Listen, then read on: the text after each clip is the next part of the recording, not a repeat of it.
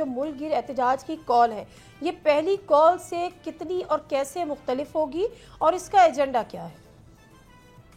دیکھیں جی، اس کا ایجنڈا بڑا واضح ہے. جہاں تک ہماری ذات کا سوال آتا ہے، ہمارے لیے تو خان کی رہائی as a worker of P T I وہ سب سے ٹاپ ایجنڈا ہے. مگر خان صاحب کی طرف سے جو دی گئی ہے ڈائریکشنز انسٹرکشنز، اس کے مطابق یہ restoration of democracy, rule of law, 26ویں ترمیم جو ہے اس کا وڈرال، اور اس حوالے سے جو فسائیت ہو رہی ہے اس ملک میں نظام کے تھرو، اس کے اگینسٹ جو ہے آواز اٹھانا.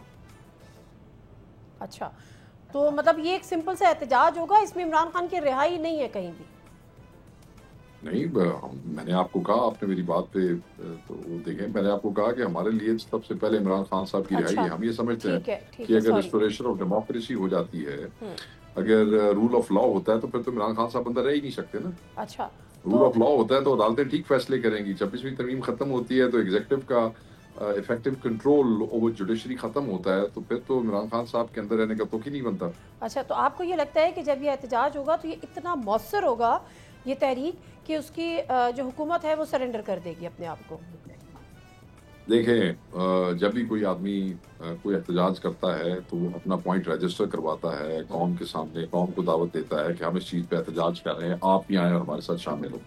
اور اس میں آپ کے جو گولز ہوتے ہیں، خصوصاً تحریک کے اندر جو احتجاج ہوتے ہیں، وہ مختلف ایونٹس تحریک کو شیپ اپ کرتے ہیں.